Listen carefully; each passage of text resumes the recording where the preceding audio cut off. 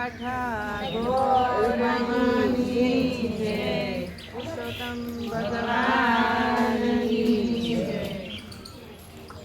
એક ગામમાં ડોસી રહે. ડોસીમાને 2 દીકરા છે. 2 દીકરાની વહુઓ છે. રાજી ખુશીથી ડોસીઓ પોતાના 2 દીકરાને જુદા ઘર આપ્યા છે. ડોસી એકલા પોતાના જૂના ઘરમાં રહે છે. વ્રત વર્તુલા કરે, દી આખો પ્રભુ ભજન કરે. વાર તહેવારે ગામની વ્રત રાખતી વહુવારુઓને કથા વાર્તા સંભળાવે. આમ રૂડો પુરુષોત્તમ માસ આવ્યો છે. ગામ આખામાં વહુવારુએ વ્રત લીધું છે. સવારે વહેલા ઉઠીને નદીએ નાહવા જાય. નદી કાંઠે કાઠા ગોરમાની નાનકડી ડેરી બનાવે. કાઠા ગોરમાની મૂર્તિ પધરાવે. પછી અબીલ ગુલાલ છાંટી ચોખા ચડાવી ધૂપ દીપ કરે. શ્રીફળને સોપારી મૂકે. દૂધની લોટી મૂકે. ખભે ચુંદડી નાખી કાઠા ગોરમાનું શ્રદ્ધાને વિશ્વાસથી ભક્તિ ભાવપૂર્વક પૂજન અર્ચન કરી માતાની સ્તુતિ કરે. ક્ષમાયાચના કરે. હે માં, તમે તો પરમ કૃપાળુ છો. તમારી સ્તુતિ પૂજનમાં અમારાથી જાણે અજાણે કોઈ ભૂલ થઈ હોય તો અમને ક્ષમા આપજો. આમ કહી પ્રણામ કરી નાનકડી દેરી ઉપર હથેળી રાખી માના ઓવારણા લેતા ગાય છે. રાખજો બધા હાથ પકડી રાખજો.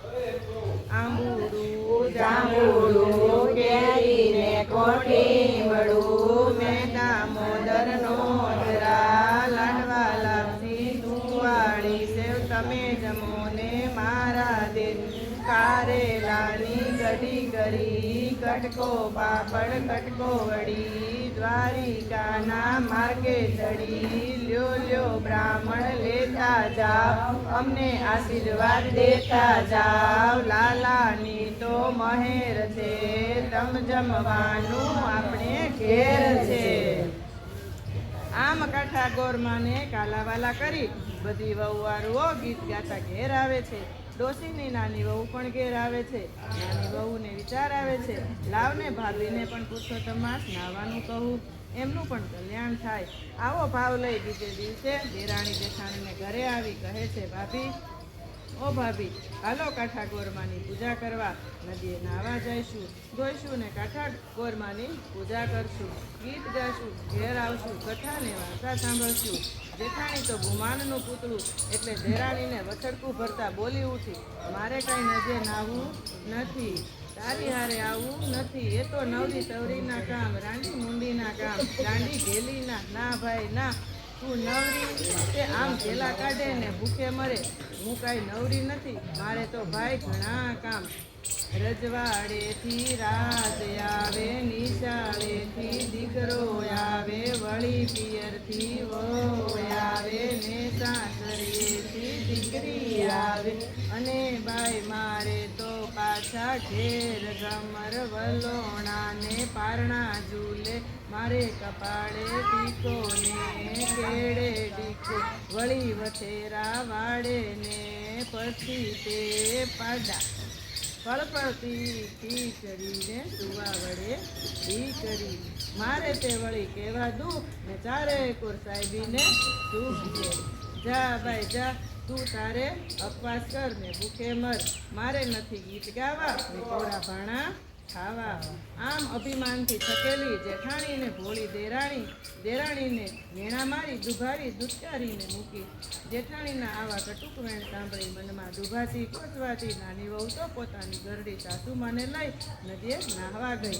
મનમાં વિચારે છે, ભગવાન સૌને સદબુદ્ધિ આપે. આમ થોડા દિવસ વીતે છે ને જેઠાણી ઉપર કાઠા ગોરમાનો કોપ ઉતર્યો. સાહેબીને શું ગયું? રજવાડેથી રાજ ન આવ્યો, નિશાળેથી દીકરો ન આવ્યો, પિયરથી વહુ ન આવી, સાસરેથી દીકરી ન આવી. વળી પાછું વાડે ગઈ તો વાછરા નહીં, પછી ગઈ વાહે તો પાડાય નહીં, ઘમર વલોણાય બંધ ને પારણા ઝૂલતાય બંધ. જ્યાં જુએ ત્યાં દુઃખના દુઃખ ને દેખાય ચારે કોર ભૂખ ને ભૂખ. આમ અચાનક આવો કાળો કેર થઈ જોઈ જેઠાણી ગલપાત કરવા લાગી. અરે રે, મેં મુઈને અભિમાનમાં કેવું બોલી નાખ્યું. મનમાં પસ્તાવો થયો છે. રોતી કકળતી દેરાણી પાસે ગઈ. સાસુમાં બેઠા છે, એમને બધી વાત કરી છે. સાસુ કહે, બાઈ, તારા ઉપર કાઠા ગોરમાનો કોપ ઉતર્યો છે, નહીંતર આવું બને નહીં. માટે મોટી વહુ તું કાઠા ગોરમાનું વ્રત કર. ગોરમા ખૂબ જ દયાળુ છે, તારા ઉપર કૃપા કરશે, તારું ઘર અભરે ભરશે અને સૌને સારાવાના થશે. આવતીકાલથી 5 પાડોશીને ભેગા કરજે. ગાતી ગાતી નદીએ જજે. સાબડે ફૂલ લેજે, ડાબલે કંકુ લેજે, ધૂપને દીપ લેજે, શ્રીફળ સોપારી લેજે, દૂધના કળશને કંકાવટી લેજે. અને ઢીકડી નાખજે, નદીએ નાજે અને ગોરમાની પૂજા કરજે, સ્તુતિ કરજે અને કાલાવાલા કરી કરગરી પડજે. જા વહુ, કાઠા ગોરમાં તારું કલ્યાણ કરશે. કહે છે કે વાર્યા ના માને પણ હાર્યા ભરત માને. સાસુ માની શીખને માથે ચડાવી મોટી વહુ બીજે દિવસે સવારે કહ્યા પ્રમાણે ગાતી નદીએ ગઈ. નાહી સ્વચ્છ થઈ ગોરમાની પૂજા કરવા ગઈ. પણ બધાએ પૂજા કરી ત્યારે ગોરમાં સવળા હતા. અને જેવી મોટી વહુ પૂજા કરવા બેઠી કે ગોરમાં સીધા અવળા ફરી ગયા. આ જોઈને મોટી વહુ રડવા લાગી. ગોરમાને ગરગરી પડી. માં, તું તો દયાની દેવી છે, છોરું કછોરું થાય. માં, તારી ભૂલ મને સમજાય છે. મેં અભિમાનથી છકી તમારું અપમાન કર્યું છે. મને ક્ષમા કરો માં. ગોરમાને દયા આવી ગઈ. અવળા થઈને બેઠા હતા તે સવળા થઈ ગયા. મોટી વહુએ શ્રદ્ધા અને ભક્તિભાવથી કાઠા ગોરમાની પૂજા કરી. જય બોલાવી, બોલો કાઠા ગોરમાની જય. પછી તો મોટી વહુ ગાતી ગાતી ઘેર આવીને જુએ છે તો પોતાના ઉપર ગોરમાની કૃપા થઈ છે. કૃપા થઈ એટલે જે બધું પાછું વયું ગયું હતું એ બધું પાછું આવી ગયું. રજવાડેથી રાજ આવ્યા, નિશાળેથી દીકરા આવ્યા, પિયરથી વહુ આવી, સાસરેથી દીકરી આવી. આ જોઈને મોટી વહુ હરખ ગેલી થઈ ગઈ ને પાછળ પછી તે વાડામાં ગઈને જોયું તો વછેરા વાડે આવ્યા, પછી પાછા પાડા આવ્યા. પહેલા હતું એમનું એમ થઈ ગયું. સર્વ વાતે પોતાનું ઘર ભર્યું ભાદર્યું થયેલું જોઈ મોટી વહુ કાઠા ગોરમાને મનોમન પ્રણામ કરી સંકલ્પ કર્યો, હવેથી આવતા દરેક પુરુષોત્તમ મહિનામાં હું વ્રત ઉપવાસ કરીશ. એ કાઠા ગોરમાં જેમ દેરાણી જેઠાણીને ફળ્યા એવા સૌને ફળજો. જય જય કાઠા ગોરમાં. બોલો કાઠા ગોરમાની જય. પુરુષોત્તમ ભગવાનની જય. નણંદ ભોજાઈની વાર્તા. એક ગામમાં નણંદ અને ભોજાઈ એક જ વાસમાં રહેતા હતા. નણંદ બિચારી સાવ ગરીબ હતી. ભોજાઈને ઘેર સુખ સાહેબીનો પાર નહીં. નણંદ ગરીબ પણ દાન પુણ્ય કરવાવાળી ભલી ગોળી હતી. જ્યારે ભોજાઈ ધનવાન ખરી પણ પૂરી ઈર્ષ્યાળુ અને ખટપટી હતી. લોકલાજે નણંદને બોલાવી પડે એટલે દાઢમાં નણંદબા કહે, પરંતુ મનમાં તો મેલ ઘણો. એવામાં અધિક માસ કહેતા પુરુષોત્તમ મહિનો આવ્યો. આખું ગામ પુરુષોત્તમ મહિનો નાહવા લાગ્યું. નણંદે પણ અધિક માસનું વ્રત લઈ નાહવાનું નિયમ લીધું. આ બાજુ ભોજાઈએ પણ દેખાદેખી વ્રત નિયમ લીધું. પણ બંનેનો વ્રત કરવાનો હેતુ જુદો હતો. નણંદ ભક્તિભાવ વ્રત નિયમ કરે છે. ભોજાઈ પોતાના વૈભવની મોટાઈ બતાવવા વ્રત નિયમ કરે છે. રોજ નાહવા જાય, કાઠા ગોરમાની પૂજા કરે છે. આમ પુરુષોત્તમ માસ પૂર્ણ થયો. નણંદ પોતાના પતિને કહે, એ નાથ, હવે શું કરીશું? ઘરમાં કાણી પાઈ નથી. વ્રત તો પૂર્ણ થયું, હવે ઉજવણું કેમ કરીને કરીશું? પતિ અને પત્ની દુઃખી હૃદયે વિચારે છે, હવે કેમ કરવું? આંખોમાં આંસુ આવી ગયા છે. નણંદનું હૈયું ભરાઈ આવ્યું છે. પ્રભુ, આ તે કેવી વિટંબણા છે! આમ વલોપાત કરે છે ત્યાં જ નણંદનો ઝબકારો થયો. આંખ લૂછતા ને દોડી જૂના પટારામાં નાકની વાળી પડી છે.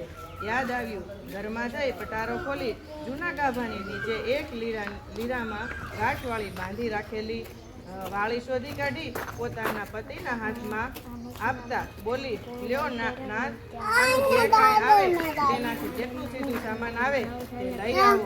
આ બાજુ ભોજાએ પોતાની વાહમાં થઈ જાય એટલા માટે ગામ 84 કરી છે. ગામના બધા ભૂદેવોને નોતરા દેવરાવ્યા અને મનમાં કાંઈક વિચારી નણંદને ઘેર પોતે જાતે નોતરું આપવા આવી. નણંદ બા ઘરમાં છો કે? ભાભીએ પોતાના ઘેર આવેલી જાણી નણંદના આનંદનો પાર ન રહ્યો. આવકાર આપતા સામે દોડી આવી. ભાભી મીઠો આવકાર આપ્યો. બેસવા આસન બતાવતા નણંદ બોલી, બેસો ને. ના રે ના બાઈ, બેસવાને નવરાશ નથી. આ પુરુષોત્તમ માસ નાયા એટલે ઉજવવા તો પડે જ ને. પુરુષોત્તમ માસ નાયા એટલે ઉજવવા પડે. એટલે 84 કરી છે એ તમને સાગમટે નોતરું દેવા આવી છું. એટલે નવે નોળિયા એટલે ભાણિયા, નવે નોળિયા, 10માં દવે અને 11માં નણંદબા તમે આવજો. પણ હા, જ્યારે હું તમને બોલાવવા જાતે આવીશ ત્યારે જમવા આવવાની. પોતાના ફૂલફૂલિયાને નોળિયા કહ્યા. નણંદને મનમાં ઘણું દુઃખ થયું, પરંતુ વળી પાછું મનને મનાવે છે. હશે મોટા છે ને વળી કદાચ પોતાના ભાણિયાને સમજીને લાડમાં પણ કહ્યું. સાચુકલાને ભોળા મનના માનવીને સામાનો વાંક દેખાયના કટુ વચનને વર્તનને પણ સવળા અર્થે જુએ છે. 9 બાળકોમાં નાનો છોકરો મામીએ જમવાનું નોતરું આપ્યું છે જાણી પોતાના 8 ભાંડુડાને કહી આવ્યો, ભાઈ બહેન, આજે તો આપણા બધાને મામાને ઘરે લાડવા ખાવા જવાનું છે. 9 બાળકો હરખાતા મા પાસે દોડી આવ્યા કે બા, સાચી વાત, મામાને ઘરે લાડવા ખાવા જવાનું છે. મજા આવશે કહેતા છોકરાઓ ફરી પાછા રમવા જતા રહ્યા. વાલની વાળીનું શું આવે જેટલું આવ્યું તે લઈ બ્રાહ્મણ ઘેર આવ્યા છે. પત્નીના હાથમાં આપતા બોલ્યા, લે ભાગ્યવાન, વાળીનું આટલું જ મળ્યું, આટલાથી શું થશે? બ્રાહ્મણી નણંદ કહે છે, જેટલું મળ્યું છે તેટલું ખરું. આમ કહી લાવેલા સીધામાંથી નણંદે ઉજવણું કરવા પ્રસાદ બનાવ્યો.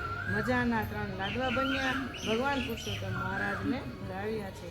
પતિ અને પત્ની ભગવાનને હાથ જોડી નમ્ર ભાવે કહેવા લાગ્યા, પ્રભુ, નિર્ધનનું નજરાણું સ્વીકારો મારા નાથ. કહેતા તો બંનેની આંખમાં આંસુ આવી ગયા છે. ત્યાં તો બહાર રમતા છોકરા દોડી આવ્યા, અમને પ્રસાદ આપો. ભૂખ લાગી છે માં, ખૂબ ભૂખ લાગી છે. બ્રાહ્મણે ધરાવેલા લાડુમાંથી થોડો પ્રસાદ બધાને આપ્યો. આટલો પ્રસાદ જોઈ છોકરા રડવા લાગ્યા. કહે, આટલા અમથા લાડુથી પેટ નહીં ભરાય, વધારે આપો. માનું હૃદય કકળી ઉઠ્યું. છોકરાઓને સમજાવે છે, જુઓ, હમણાં મામી આવશે તેડવા, ત્યારે પેટ ભરીને જમજો. અત્યારે આટલો પ્રસાદ ખાઈ લો અને રમો. છોકરા માની ગયા. મામાને ઘેર ખૂબ લાડુ ખાઈશું એમ કરતા પ્રસાદ લઈ રમવા જતા રહ્યા. પછી થોડો પ્રસાદ પતિ અને પત્નીને લીધો છે. 3 લાડુમાંથી 2 લાડુનો પ્રસાદ બધાએ લીધો. 1 લાડુ આખો રાખ્યો તે ગાયને આપ્યો. આમ સાંજ પડવા આવી, પણ હજુ ભોજાઈ તેડવા આવ્યા નહીં. હમણાં આવશે, 84 કરી છે એટલે કેટલા બધા જમવા આવ્યા હશે. ક્યાંથી નવરાશ મળે એમ મનમાં નણંદ વિચારે છે. મારે ક્યાં પાર્કે ઘેર જવાનું છે, હવે થોડી વારમાં જ બોલાવા આવશે. આમ વિચારી ઘરનું આડું અવળું કામ કરવા લાગી. એમ કરતા રાત પડી ગઈ છે. છોકરા રમીને ઘેરે આવ્યા અને કહેવા લાગ્યા, માં, બહુ ભૂખ લાગી છે, આપણે મામાને ઘેર જમવા ક્યારે જવાનું છે? બ્રાહ્મણે કહે, હમણાં મામી બોલાવવા આવશે ત્યારે આપણે જઈશું. ત્યાં સુધી તમે સૂઈ જાઓ, મામી બોલાવવા આવશે એટલે તમને જગાડીશ. આમ કહી ખોસલાવી છોકરાઓને જોડાવી દીધા. મોડી રાત થઈ ત્યાં સુધી કોઈ બોલાવવા આવ્યું નહીં. નણંદને આઘાત લાગ્યો. અરે ભાઈ જેવા ભાઈને ઘેર આખું ગામ જમે ને સગા ભાણેજડા ભૂખ્યા રડે. આંખો ભરાઈ આવી. પત્નીને રડતા જોઈ બ્રાહ્મણ કહે, આશા છોડી દે ભાગ્યવાન, તારી ભાભીના સ્વભાવને હું સારી રીતે સમજું છું. લોકોને બતાવવા ખાતર જ એ નોતરું દેવા આવી હતી. માટે હવે રાહ જોઈશ નહીં અને સૂઈ જા. પતિની વાત સાંભળી બ્રાહ્મણી બોલી, કેમ કરીને સૂઈ જાવ? અત્યારે તો જેમ તેમ સમજાવી છોકરાઓને જોડાવી દીધા છે, પણ સવારે જાગશે અને પૂછશે ત્યારે હું શું જવાબ આપીશ? આ વિચારે મને ઊંઘ નહીં આવે, પણ તમે શા માટે જાગો છો? તમે સૂઈ જાઓ. બ્રાહ્મણ તો પૂરી ખાતરી હતી કે આમાં કોઈ સાર નથી, એટલે સૂઈ ગયા. બ્રાહ્મણીએ જોયું કે પોતાનો પતિ સૂઈ ગયો છે. સમજી ધીરેથી ઘરના દરવાજા બંધ કરી ભાઈના ઘર તરફ લપાતા છુપાતા ચાલી. મનમાં વિચારે છે, જોઉં તો ખરી ત્યાં કોઈ જાગે છે. જો જાગતા હશે તો ભાઈ ભાભીને સમજાવી ખાવાનું માગી લાવીશ.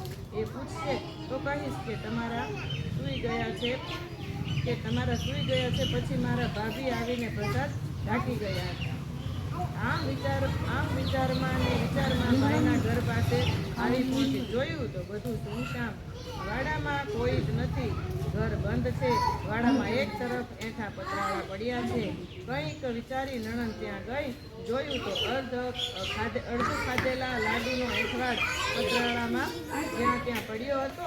બ્રાહ્મણીએ દુઃખી હૃદયે એમાંથી થોડાક લાડુના ટુકડાવાળા પતરાળા ભેગા કરી લપાતી છુપાતી પતરાળા છુપાતી ઉતાવળે પોતાને ઘેર આવી પહોંચી. ઝટપટ લાડુના ટુકડા એકઠા કરી ફરીથી ભાંગી લાડવા બનાવ્યા અને પતરાવાળા ઘર પછવાડે વાડામાં નાખી આવી. પછી સૂઈ ગઈ. સવારે વહેલી ઉઠીને વાડામાં નાખેલા પતરાવાળા ઉકરડે નાખી આવું. રખે ને બધા જાગી જાય અને એઠા પતરાવાળા જોઈ જાય તો બધી ખબર પડી જાય. વિચારી ઉતાવળે પતરાવાળા નાખ્યા હતા ત્યાં ગઈ, પણ ત્યાં પતરાવાળા હાથમાં લીધા તો એને થયું, આ શું? પતરાવાળા આટલા બધા વજનદાર કેમ લાગે છે? લાવ અજવાળે જોઉં તો ખરી. એમ વિચારી ઘરમાં આવી છે. દીવાના અજવાળે જોયું તો પતરાવાળા સાવ સોનાના. નણંદને ખ્યાલ આવી ગયો. નક્કી પુરુષોત્તમ રાયે મારા ઉપર કૃપા કરી છે. મારા વ્રત ભર્યા છે. હરખાથી પોતાના પતિને જગાડી પતરાવાળા બતાવતા બોલી, જુઓ નાથ, મારા વ્રત ફળ્યા. પુરુષોત્તમ રાયની આપણા ઉપર અપાર કરુણા થઈ છે. કહેતા તો બ્રાહ્મણીના હર્ષથી નેત્રો ભરાઈ આવ્યા. બ્રાહ્મણ પણ ગદગદિત થઈ ગયો. આંખો ભરાઈ આવી છે. હાથ જોડાઈ ગયા છે. બંનેને મનોમન પ્રભુને પ્રણામ કરી રહ્યા છે. પ્રભુ મારા નાથ, આખરે નિર્ધન ઉપર તમે કૃપા કરી ખરી. મારા પ્રભુ, વાહ દીનાનાથ, વાહ, તારી લીલા અપરંપાર છે. તારી કરુણાનો કોઈ પાર નથી. પછી તો બ્રાહ્મણી પણ સંકલ્પ કર્યો કે જીવશું ત્યાં સુધી પુરુષોત્તમ રાયનું વ્રત કરીશું, નાહીશું, પ્રભુ ભજન ગાશું અને સાંજે ધૂમધામથી ઉજવણું કરીશું. બ્રાહ્મણોને જમાડીશું, દાન કરીશું. સંકલ્પ કર્યો છે. પછી તો બ્રાહ્મણ સીધો સામાન લઈ આવ્યો છે. નણંદ પહોંચી ગઈ છે નોતરા દેવા. ભાઈને ઘેર આવી છે. કહે, ભાભી, પ્રભુ પ્રસાદ લેવા મારે ઘેર. ભાઈને લઈ વહેલા આવજો. આજે મારા ઘેર ઉજવણું છે. નણંદનો મીઠો આવકારનો પ્રેમ ભાવ જોઈ ભાભી શરમાઈ ગઈ. નણંદને ભેટી પડી. નણંદબા, મેં તમને ઘણું દુભ્યા ને મને માફ કરો. અરે ભાભી, આમ તે કાંઈ થાય. તમે મોટા, હું નાની.